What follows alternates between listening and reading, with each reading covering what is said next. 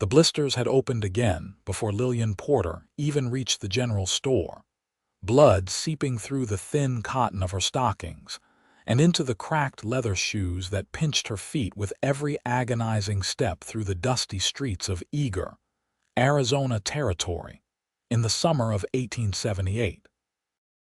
She had walked from the boarding house where she worked as a seamstress, mending clothes for the miners and ranch hands who passed through this small town nestled in the White Mountains.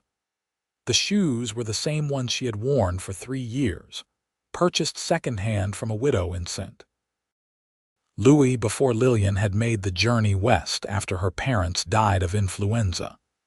They were too narrow across the toe, too loose at the heel, and the sole of the right shoe had worn so thin she could feel every pebble and groove in the hard-packed earth beneath her feet.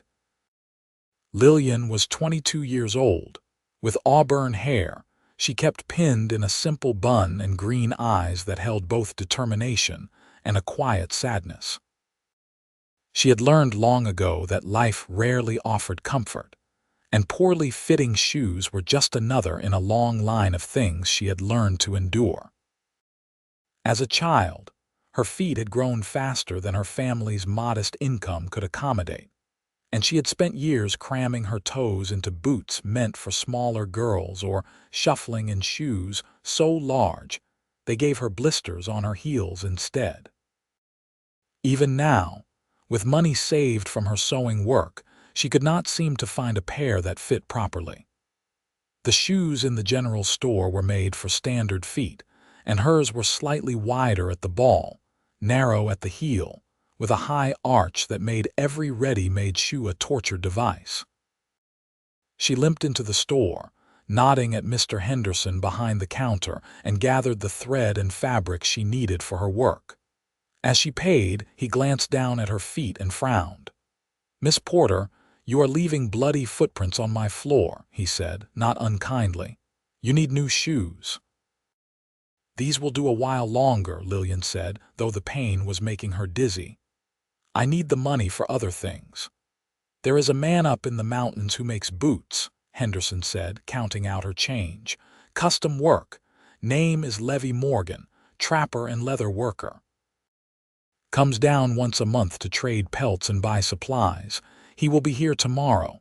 Lillian shook her head. "I cannot afford custom boots, Mr. Henderson." "Cannot afford not to, by the look of things," he replied. "At least speak with him.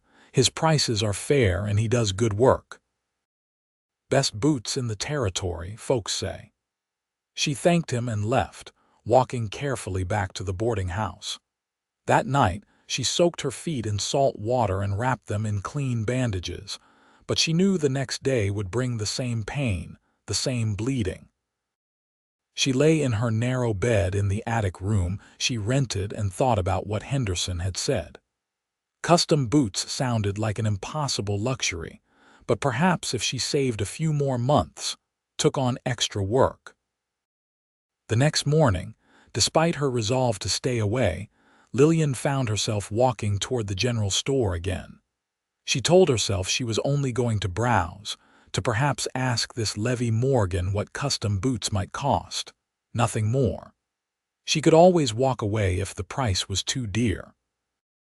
The morning sun was already fierce, heating the dusty street and making the air shimmer.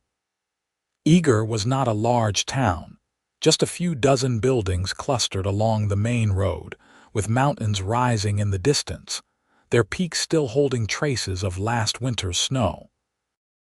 The town had grown up around the lumber mills and cattle ranches that dotted the high country, and it attracted a rough crowd: cowboys, miners, drifters, and the occasional outlaw passing through. Lillian saw him before she reached the store. He stood beside a wagon loaded with pelts, his back to her as he spoke with Henderson. Even from a distance, she could see he was a big man, taller than anyone else on the street, with broad shoulders that strained against his buckskin shirt. His hair was dark brown, long enough to brush his collar, and he wore it loose. When he turned, she caught her breath. Levi Morgan had the kind of face that belonged in the wilderness, strong-jawed, weathered by sun and wind, with a straight nose that looked like it had been broken at least once. His eyes were a striking pale blue, almost gray, and they held a sharp intelligence.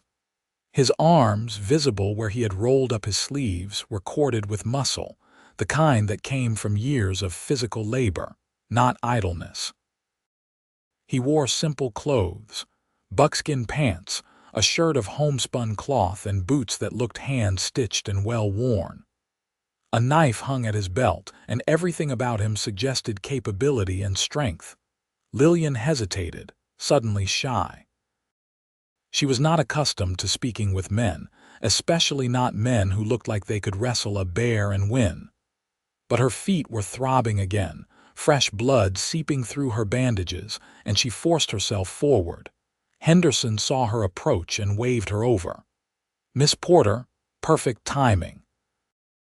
This is Levi Morgan, the bootmaker I mentioned. Levi, this is Miss Lillian Porter. She is in desperate need of your services." Levi turned those pale eyes on her, and Lillian felt her cheeks warm. Up close, he was even more imposing, easily 6.5 feet tall, with hands that looked like they could snap wood with ease. But his expression was kind, his mouth quirking in a slight smile. "Madam," he said, his voice a deep rumble that seemed to come from somewhere in his chest. "Henderson mentioned you might need boots." "I was just inquiring about prices," Lillian said quickly.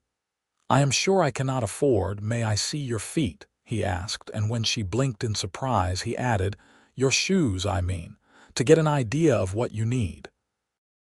Mortified, Lillian glanced down at her worn shoes, at the dark stains where blood had soaked through. "They are not in the best condition," she admitted. "May I?" Levi knelt in the dust before she could protest, lowering himself to one knee with an easy grace that belied his size. He looked up at her, waiting for permission, and something in his respectful manner made her nod. He examined her shoes without touching her, his eyes narrowing. "These do not fit you at all," he said flatly. "Wrong width, wrong length, wrong shape. You have been walking on blisters for a long time." "I make do," Lillian said, defensive. "You should not have to," Levi replied. He stood, brushing dust from his knee. "I can make you boots that fit properly. They will last you 10 years or more with care." "I appreciate the offer, but I truly cannot afford custom work right now," Lillian said, hating how small her voice sounded. Levi glanced at Henderson, then back at her. "What if we made an arrangement? I need help with some sewing work. Shirts, repairs to my gear, that sort of thing." "You are a seamstress," Henderson says. "You could do the work in trade." Lillian frowned. "That hardly seems fair. Boots are worth far more than mending a few shirts." "I have been wearing the same 3 shirts for 5 years, Levi said dryly. "And my coat needs patching, my gloves need restitching, and I could use a new bedroll cover. I am not skilled with a needle, Miss Porter. Your work would be worth a great deal to me." She studied him, trying to determine if this was charity dressed up as trade. His expression was open, honest, and she saw no pity in his eyes, only a straightforward offer. Finally, she nodded. "Very well, but I want to see what needs mending first so I know the work is truly equal." "Fair enough," Levi said. He gestured to his wagon. "Everything is here. You can look through it now if you like." Lillian followed him to the wagon, acutely aware of Henderson watching with poorly concealed interest. The wagon bed was filled with pelts, mostly deer and elk, along with a few supplies. Levi pulled out a canvas bag and opened it, revealing several shirts, a heavy coat, leather gloves, and other items in varying states of disrepair. She examined each piece, her practiced eye assessing the work needed. It was substantial. Tiers to mend, buttons to replace, seams to reinforce. The coat alone would take her several days. "This is a lot of work," she said slowly. "And boots are a lot of work," Levi countered. "Especially boots that fit right. I will need to make a pattern of your feet, cut the leather, stitch everything by hand, attach the soles, break them in properly. It will take me 2, maybe 3 weeks. Lillian bit her lip, tempted. The thought of boots that actually fit, that did not cause her pain with every step, was almost too good to imagine. When would you need the sewing done? No rush, Levi said. I come to town once a month. You could have everything ready by my next trip or the one after. Whatever works for you. And the boots. I will bring them next month when I come down for supplies. He paused, then added, but I would need to measure your feet today if you are agreeable. Cannot make boots without knowing the size and shape. Lillian nodded slowly. All right, we have a deal, Mr. Morgan. Levi, he corrected. No need for formality when we are doing business together. Lillian then, she replied. He smiled, a real smile this time that softened his rugged features and made him look younger. Pleased to meet you properly, Lillian. Now, let us get those measurements done. Is there somewhere more private we can do this? I will need you to remove your shoes and stockings. Henderson overheard and offered his back room, a small storage area behind the shop. Lillian followed Levi inside, her heart beating faster with nerves and embarrassment. She had never been alone with a man like this, and the intimacy of removing her stockings felt scandalous, even though it was purely practical. Levi seemed to sense her discomfort. He busied himself pulling out paper, a pencil, and some leather strips from a smaller bag he carried. I do this for all my customers, he said casually, not looking at her. Need exact measurements or the boots will not fit right, nothing to be embarrassed about. Lillian sat in the chair Henderson had provided and carefully removed her shoes, wincing as the leather pulled away from her raw skin. Her stockings were stuck to the wounds, and she had to peel them off slowly, revealing feet that were a mess of blisters, old scars, and fresh blood. Levi looked at them and his jaw tightened. How long have you been walking like this? Years, Lillian admitted. My feet have always been difficult to fit. They are wider than most women's shoes but narrower at the heel. Nothing ever fits correctly. That ends now, Levi said firmly. He knelt again, his movements careful and professional. I am going to touch your feet now to get the measurements. I will be as quick as I can. His hands were warm and rough with calluses, but his touch was surprisingly gentle as he examined her feet, his fingers tracing the shape, the arch, the width. He had her stand on a piece of paper and traced around each foot, then took measurements with the leather strips, noting numbers on the paper. He asked her to walk a few steps, watching how her weight distributed, where her feet rolled. You pronate slightly on the left, he observed. I will build that into the sole, and you have a high arch higher than standard. That is why most shoes hurt you there. Lillian was amazed by his thoroughness, by the care he took. You know a great deal about feet, she said. I know about fitting things properly, Levi replied. Boots that do not fit right are worse than no boots at all in the mountains. I learned young that taking the time to do it right the first time saves a lot of suffering later. When he finished, he helped her put her stockings and shoes back on, his touch impersonal but kind. Try not to walk too much until I get those boots made, he said, and keep your feet clean and bandaged. Infection in wounds like that can be dangerous. I have to work, Lillian said. Walking comes with it. Do what you must, Levi said, but be careful. I will work as fast as I can. They emerged from the back room to find Henderson pretending to organize his shelves, though it was obvious he had been hovering nearby. Levi gathered his bag and turned to Lillian. I will be back in 1 month, middle of August. I will bring your boots then. I will have your mending done, Lillian promised. Levi nodded, then climbed onto his wagon. He looked back at her once before snapping the reins, and Lillian found herself watching until he disappeared down the road leading up into the mountains. Henderson came to stand beside her. "He is a good man," he said quietly. "Lives alone up in the high country, traps and hunts for a living. Keeps to himself mostly, but he is honest and skilled. You could trust him." "I barely know him," Lillian said, but something in her chest felt warm at the storekeeper's words.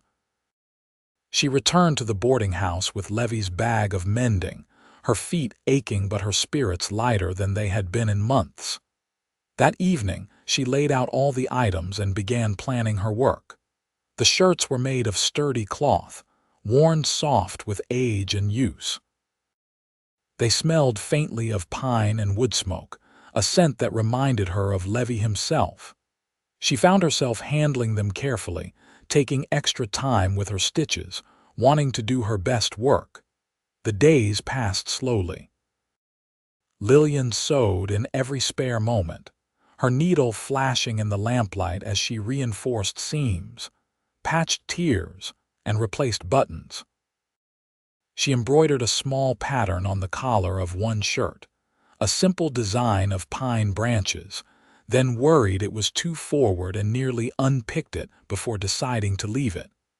It was just a small decoration, nothing more. Her feet continued to trouble her, but she wrapped them carefully each morning and tried to minimize her walking.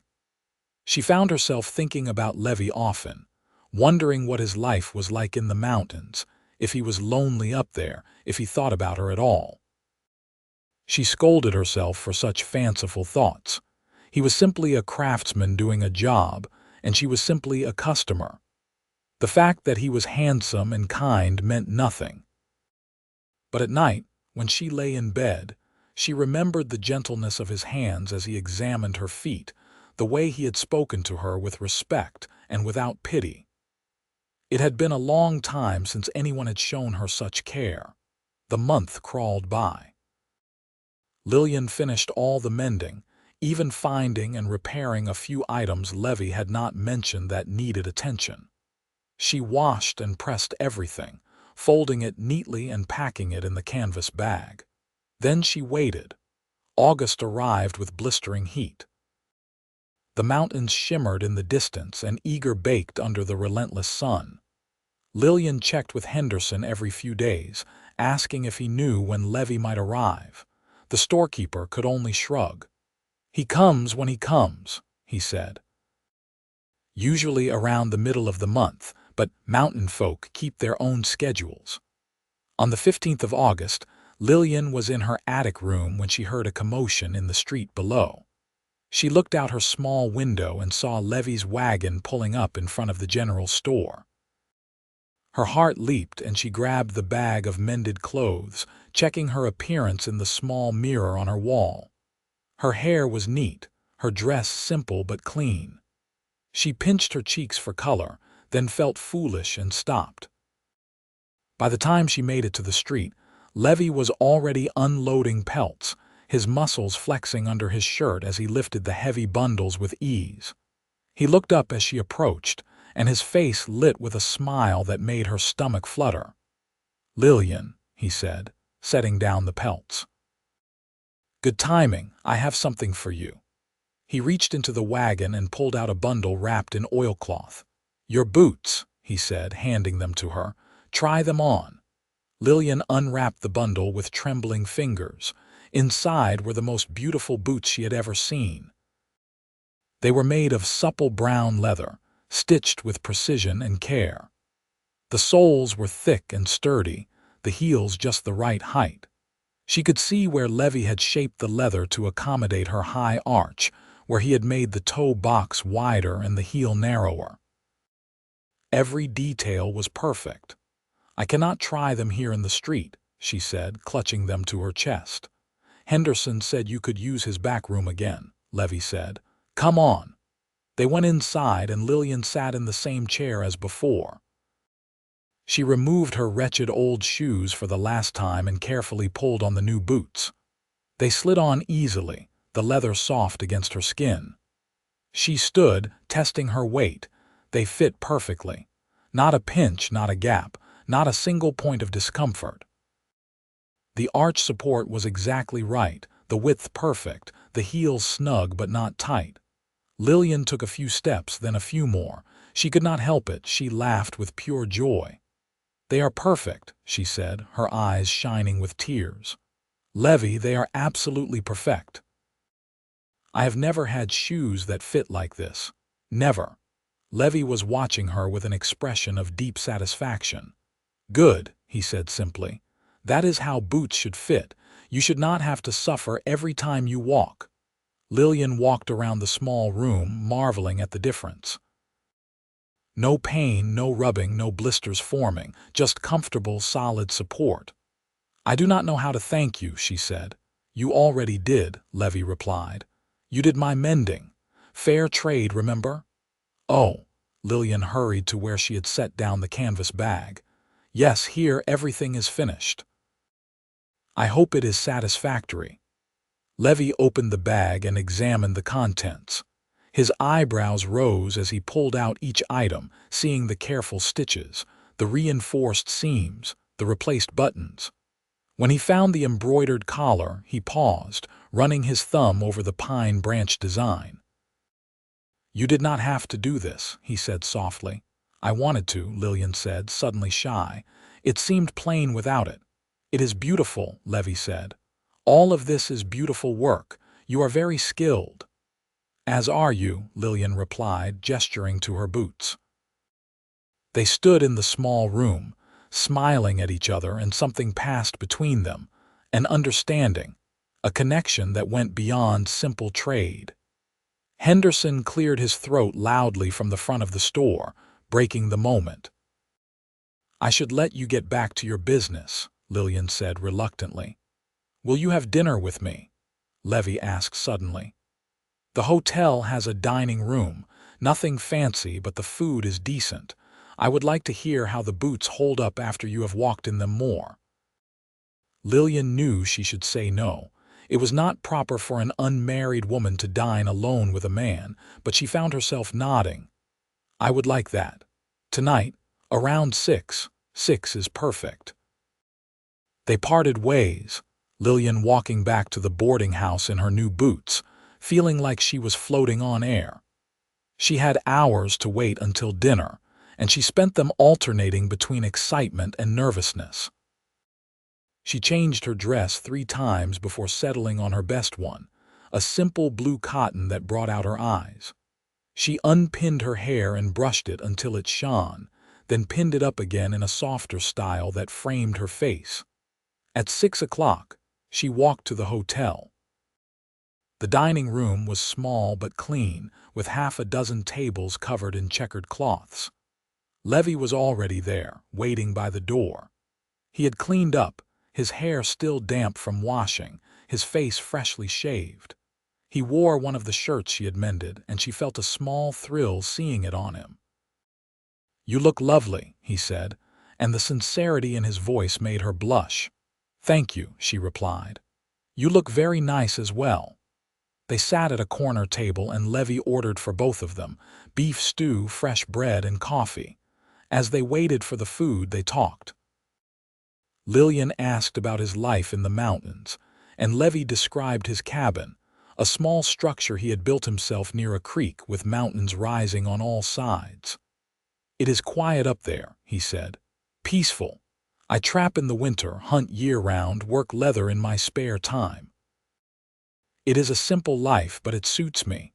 "Do you ever get lonely?" Lillian asked. Levi considered the question. "Sometimes," he admitted. "But loneliness in the mountains is different from loneliness in a crowd. I prefer the former." He paused. "Though I find myself looking forward to these monthly trips more than I used to." "Because of the supplies," Lillian teased gently. "Because of the company," Levi said, holding her gaze. "One particular company, anyway." Lillian felt her cheeks warm again. "Tell me more about leather working," she said, changing the subject before her heart could beat out of her chest. "How did you learn?" Levi smiled, recognizing her deflection but allowing it. "My father taught me.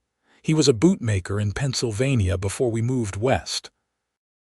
He said a man who could work leather would never starve, and he was right. I learned from him until I was 16, then he died in a hunting accident. I came out here after that, wanting to start fresh. I am sorry about your father, Lillian said softly. It was 10 years ago now, Levi said. But I still use his tools, follow his methods. In a way, he is still teaching me. That is a beautiful way to remember him, Lillian said. The food arrived and they ate while continuing to talk.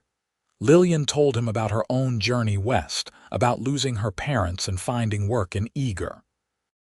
She spoke of her love for sewing, how she found peace in the repetitive motions of needle and thread. It is creating something useful, she said. Taking cloth and thread and making something that keeps people warm, that lasts. There is satisfaction in that. I understand completely, Levi said. It is the same with boots. Taking raw leather and creating something that will carry someone through their life, that will protect them and serve them. It matters. They talked until the dining room began to empty, until the proprietor started giving them pointed looks. Finally, reluctantly, Levi paid the bill and walked Lillian back to the boarding house. The evening air was cool, a relief after the heat of the day, and the stars were beginning to emerge in the darkening sky. At the door of the boarding house, Levi paused. I enjoyed this evening very much, he said. As did I, Lillian replied. I will be back next month, Levi said. May I see you again? I would like that, Lillian said, her heart soaring. Levi smiled, that soft smile that transformed his rugged face. Then I will count the days until September. He tipped his hat to her and walked away into the night. Lillian went inside, touching her lips and smiling like a fool. She had never felt this way before, this giddy excitement mixed with longing. She barely slept that night, her mind full of Levi's smile, his voice, the way he had looked at her across the dinner table. The next morning, Levi was gone, back to his mountain cabin. Lillian threw herself into her work, but the days seemed longer now, the hours stretching endlessly. She wore her new boots every day, marveling at the difference they made. Her feet healed quickly without the constant irritation, and she found herself able to walk further, work longer without pain. September arrived, and with it, Levi. This time, Lillian was watching for his wagon, and she met him at the general store with a smile. He grinned back, and they fell into easy conversation as if no time had passed at all. How are the boots holding up? He asked. Perfectly, Lillian said. Not a single blister, not a moment of discomfort. They are wonderful. Good, Levi said. I was hoping you would say that. They had dinner again that night and the next month and the next. As autumn painted the mountains in golds and reds, Lillian found herself falling for the quiet mountain man who made her boots fit perfectly. Levi, in turn, seemed equally smitten, his eyes lighting up whenever he saw her, his conversation growing more personal, more intimate. In October, as they walked through Eager under the golden aspens, Levi took her hand. Lillian, he said, I need to tell you something. She looked up at him, her heart racing. What is it? These past few months, getting to know you, they have been the best of my life, Levi said. I find myself thinking about you constantly when I am up in the mountains. The cabin feels emptier now, lonelier, because you are not there.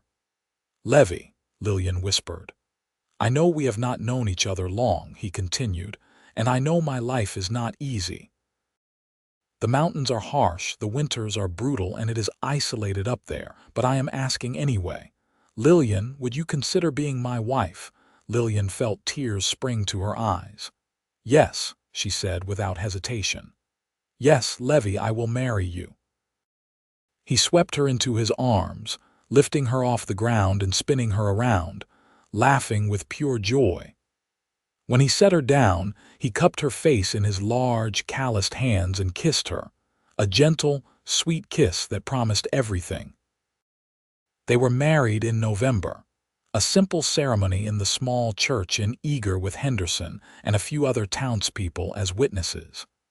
Lillian wore her best dress and her perfect boots, and Levi wore a new shirt she had made for him, embroidered with pine branches around the collar and cuffs. After the ceremony, they loaded Lillian's few possessions into Levi's wagon and began the journey up into the mountains. The road was rough, winding through dense forest and climbing steadily higher. Lillian held onto the wagon seat as they bounced over rocks and roots, but she was not afraid. Levi was beside her, strong and capable, and she trusted him completely. They reached the cabin as the sun was setting, painting the sky in shades of orange and pink. Lillian gasped when she saw it. The cabin was small but well built, with a stone chimney and real glass windows. It sat in a clearing beside a creek with mountains rising on all sides. The air was thin and cold at this elevation, scented with pine and snow. "It is beautiful," she breathed. "It is home," Levi said, helping her down from the wagon. "Our home now." He carried her over the threshold, and Lillian looked around the single room that would be her new life. There was a large bed in one corner, a table and chairs, a stove for cooking, shelves lined with supplies. Furs covered the floor, and a fire burned in the hearth, casting dancing shadows on the walls. It was rustic and simple, but it was clean and well-maintained, and she could already imagine making it more comfortable. That night, as they lay together in the big bed, wrapped in furs against the mountain cold, Levi held her close and stroked her hair. "Are you sorry?" he asked quietly. "To leave town, to come up here where it is so isolated?" "Not for a moment," Lillian said firmly. She turned to face him, placing her hand on his bearded cheek. "You are my home now, Levi. Wherever you are, that is where I want to be." He kissed her deeply, and Lillian surrendered to the passion and tenderness of his touch. They made love slowly, learning each other, and afterwards, Lillian lay in his arms feeling more content than she had ever been in her life. The days settled into a rhythm. Levi taught Lillian how to survive in the mountains, how to read the weather, how to preserve meat and gather wild plants. She proved to be a quick learner, adapting to the harsh environment with determination and grace. In turn, she made their cabin more comfortable, sewing curtains for the windows, cushions for the chairs, quilts for the bed. She cooked hearty meals, mended Levi's clothes, and in the evenings they would sit by the fire, talking and laughing, utterly content in each other's company. Winter came early in the high country, and it was brutal. Snow piled up against the cabin walls, and the temperature dropped so low that water froze solid in minutes. But inside the cabin, Lillian was warm and safe, wrapped in furs and Levi's arms. He would leave sometimes to check his trap lines, always returning before dark, his beard frosted with ice but his eyes warm when they found her. "I used to hate winter," he confessed one particularly cold night as they huddled together under every blanket they owned. "The isolation, the cold, the darkness. But now I look forward to it. It means more time with you." Lillian kissed him. "I love you," she said. "I should have told you sooner, but I love you so much it frightens me sometimes." "I love you too," Levi said, his voice rough with emotion. "From the first moment, I saw you limping down that street in your terrible shoes, trying so hard to be brave. You captivated me completely." Spring came slowly, the snow melting in fits and starts, revealing the green world beneath. Lillian discovered she was pregnant in April, and when she told Levi, he actually cried, pressing his face against her still flat stomach and thanking her over and over. "I am going to be a father," he kept saying, wonder in his voice. "You are going to be a wonderful father," Lillian assured him. As her belly grew, Levi became almost comically protective. He would not let her carry anything heavy, insisted she rest frequently, and worried constantly that she was comfortable. He made her a new pair of boots, sized slightly larger to accommodate the swelling in her feet, and insisted she wear them whenever she was on her feet. "I will not have you suffering," he said firmly. "Not when I can prevent it."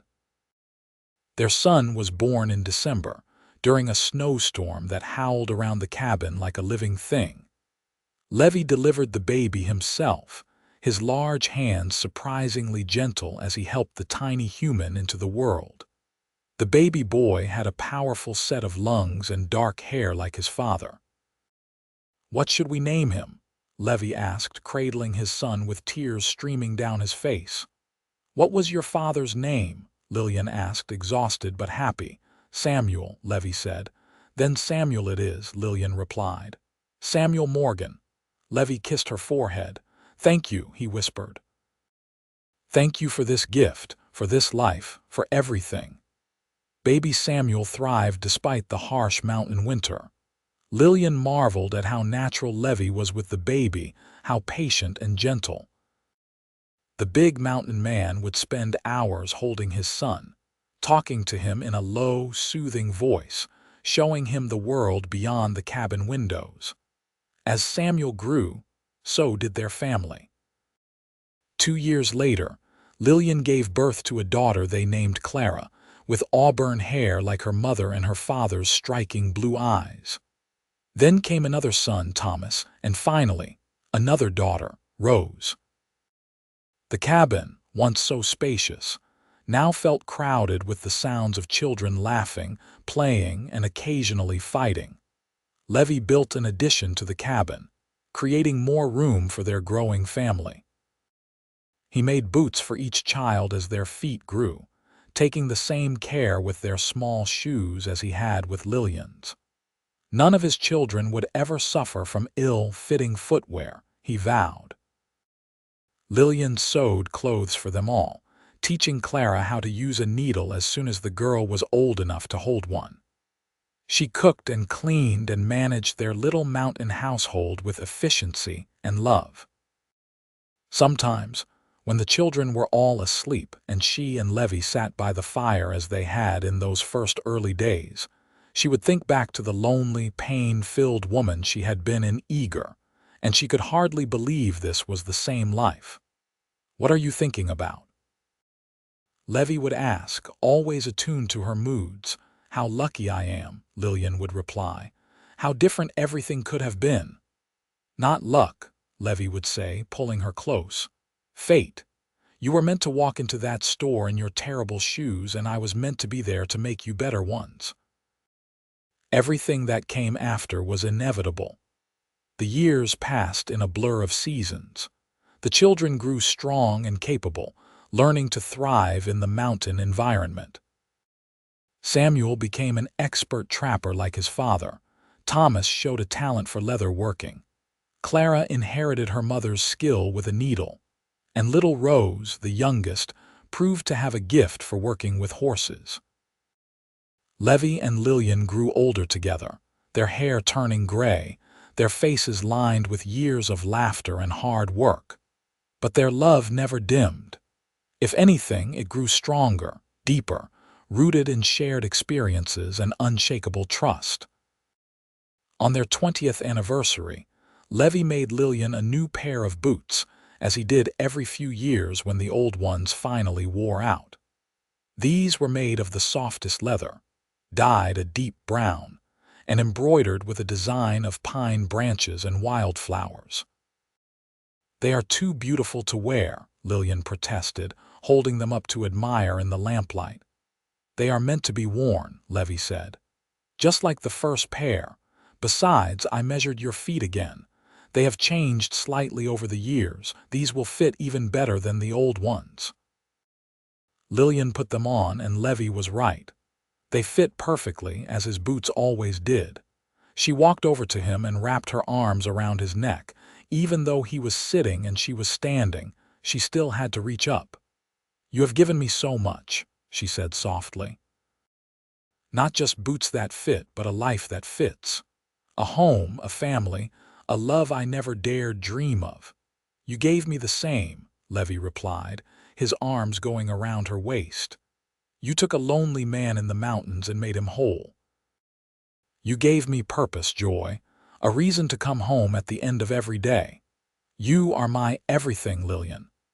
They kissed, a kiss that held 20 years of love and devotion, and their children, who had secretly been watching from the loft, giggled and made gagging noises. "Even after 20 years, you two are still disgusting," Samuel called down. "You should be so lucky," Levi called back, not taking his eyes off his wife. "Finding love like this is rarer than gold." More years passed. The children grew up and began to build their own lives. Samuel married a girl from Eager and brought her to live in a cabin he built near his parents. Thomas took over much of the leather working, allowing Levi to slow down. Clara married a rancher and moved to the valley below, though she visited often. Rose, their youngest, surprised everyone by becoming a horse trainer, working with the wild mustangs that roamed the high country. Levi and Lillian became grandparents, then great-grandparents. Their cabin, once the only structure for miles, became the center of a small family compound. But through all the changes, through all the years, some things remained constant.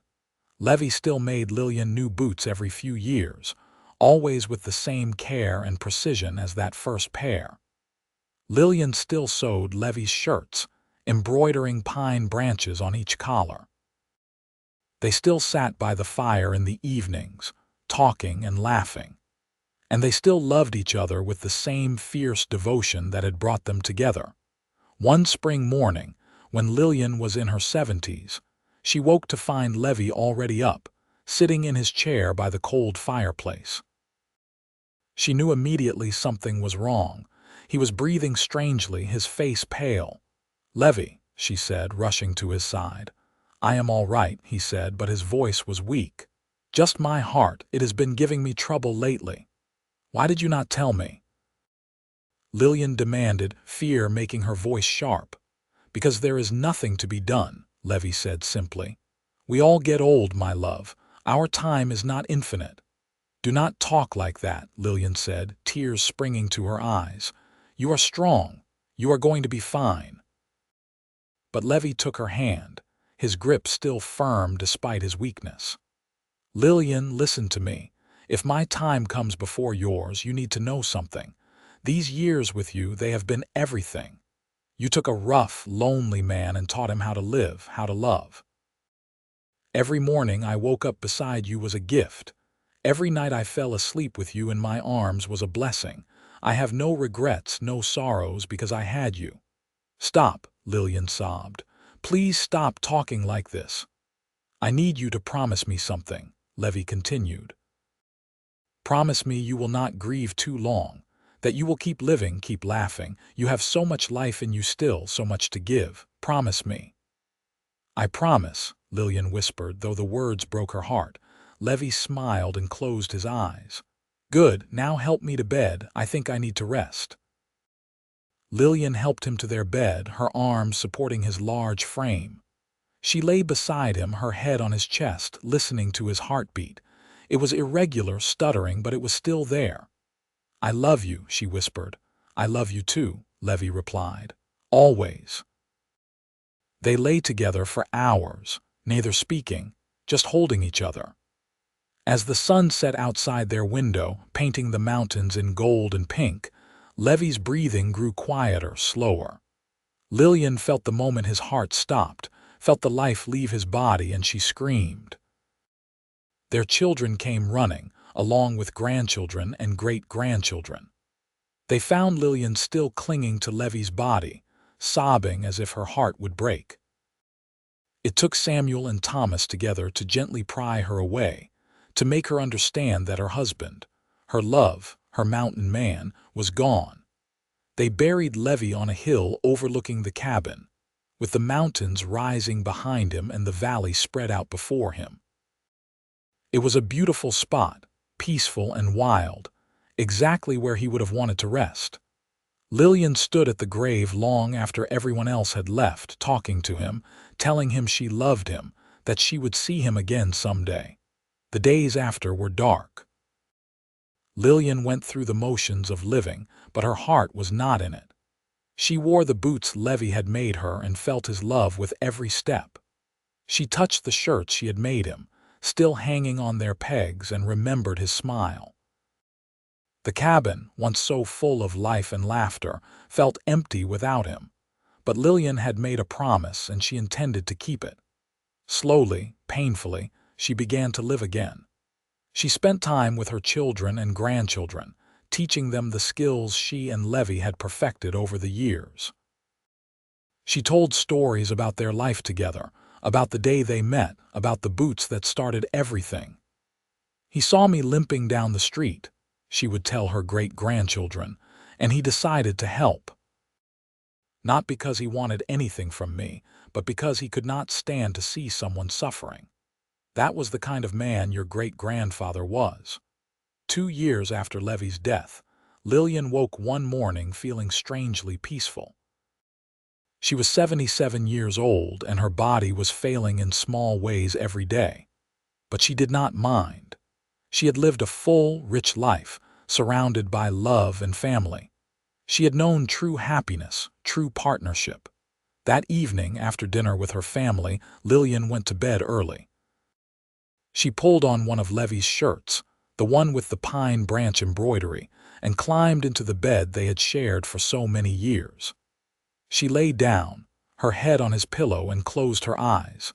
She dreamed of Levi, young and strong, standing in the clearing in front of the cabin. He was smiling, holding out his hand to her. She took it, and suddenly she was young too, her hair auburn again, her body strong and healthy.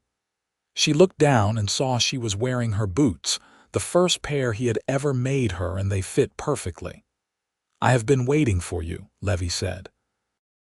"I am here now," Lillian replied. They walked together into the mountains, into the sunset, and were never seen again. Samuel found her the next morning, peaceful in her sleep, a smile on her face. He wept, but not with unbearable grief. She had lived a long life and died happy, reunited at last with the man she loved. They buried Lillian next to Levi on the hill. The family gathered, 3 generations strong, to say goodbye. They told stories and sang songs, celebrating a life well lived and a love that had endured through everything.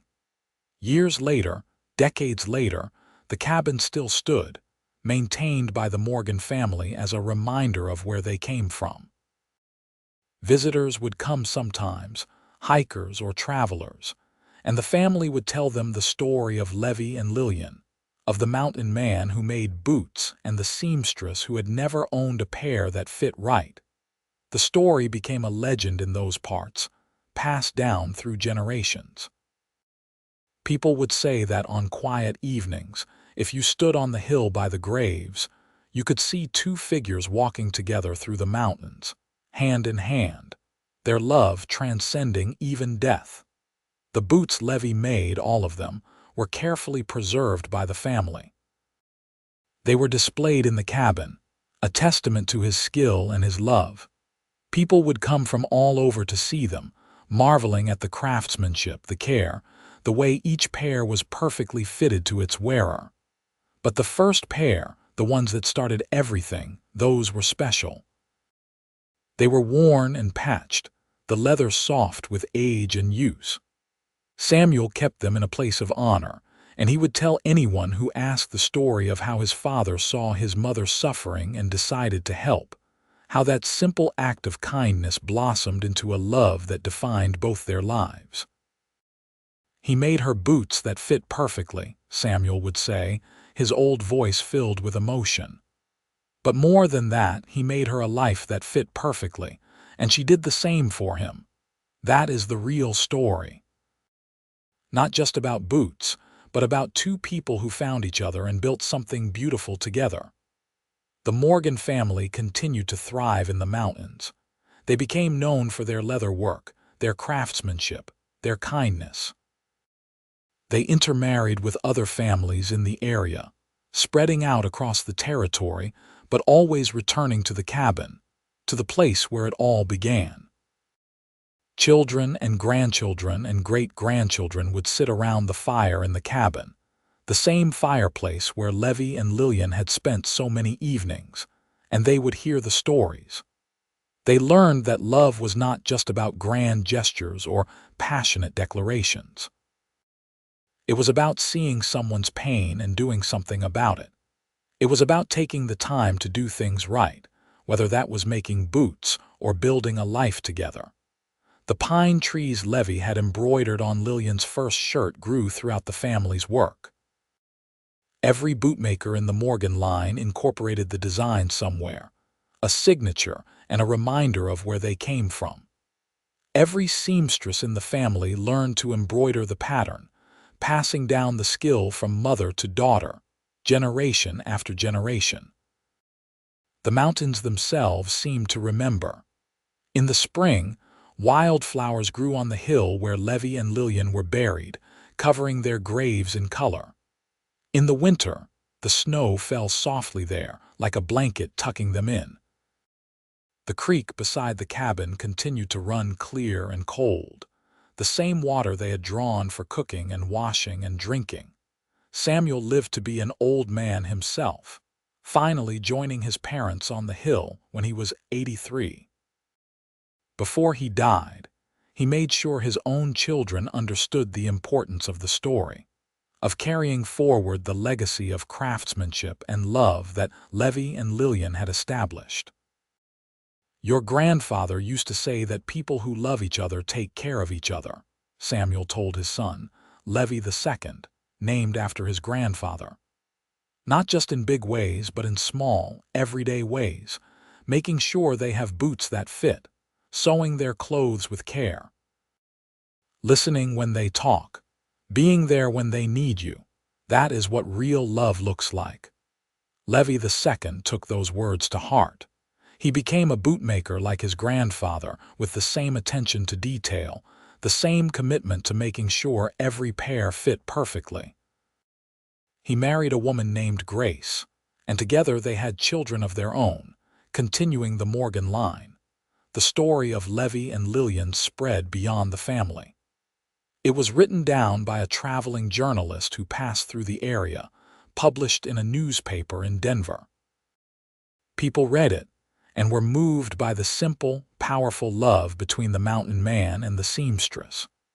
Some even made pilgrimages to the mountain cabin, wanting to see the place where such a love had flourished.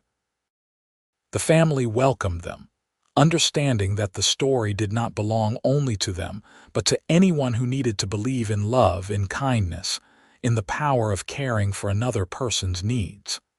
They showed visitors the boots, the cabin, the graves on the hill. They told the stories and answered questions, keeping the memory of Levi and Lillian alive.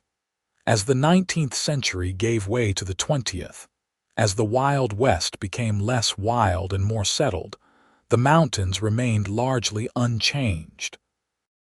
The cabin stood firm against wind and weather, a testament to Levi's skill as a builder. The Morgan family continued their crafts, adapting to changing times but never forgetting the principles that had guided their ancestors. When the cabin finally grew too small and old to serve as a family home, it was converted into a small museum. The boots were displayed there, along with some of Lillian's sewing work, photographs of the family, and written accounts of their life together. Visitors could walk through the single room where Levi and Lillian had lived, loved, raised their children. They could see the bed where babies were born and old people died. They could touch the table where meals were shared and decisions were made. But the most popular exhibit was always the boots. People would stand in front of the first pair Levi had made for Lillian, reading the placard that explained their significance, and something would shift in their hearts. They would think about their own relationships, their own acts of love and care. They would leave the museum determined to be better partners, better people.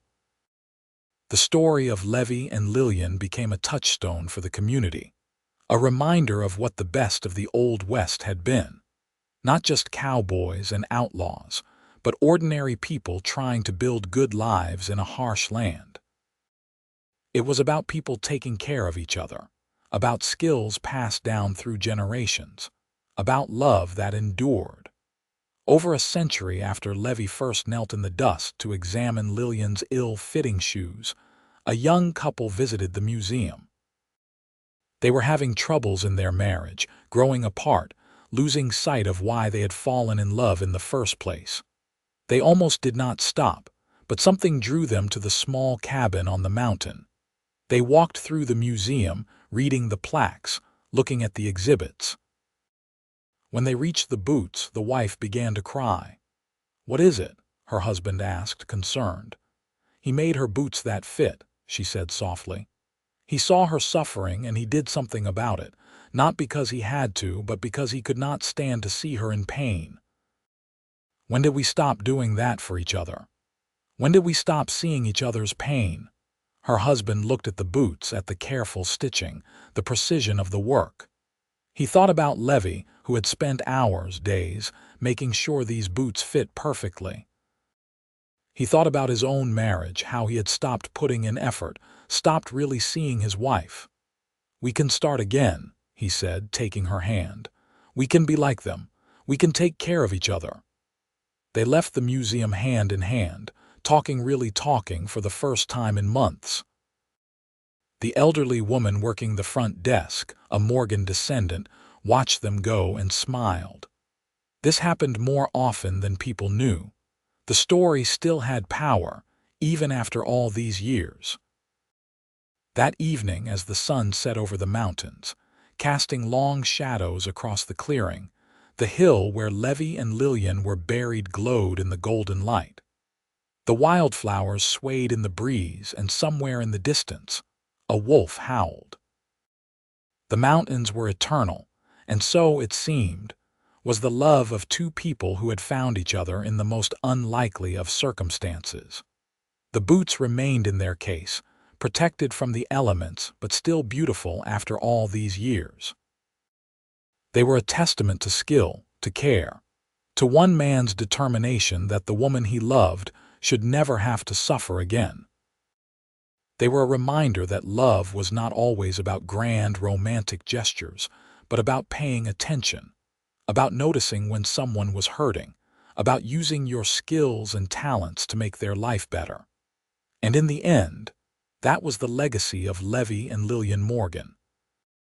Not just the family they built, or the skills they passed down, but the understanding that real love was about fitting together perfectly, like boots made by a master craftsman for the feet of the woman he adored. It was about seeing each other clearly, accepting imperfections, and working every day to make life better, more comfortable, more joyful for your partner. The mountains knew this truth, had witnessed it unfold over decades. The pine trees whispered it to the wind. The creek sang it in its endless song. And the boots, those perfect boots, stood as silent witness to a love that had transformed two lonely people into a family, a legacy, a legend that would endure as long as the mountains themselves.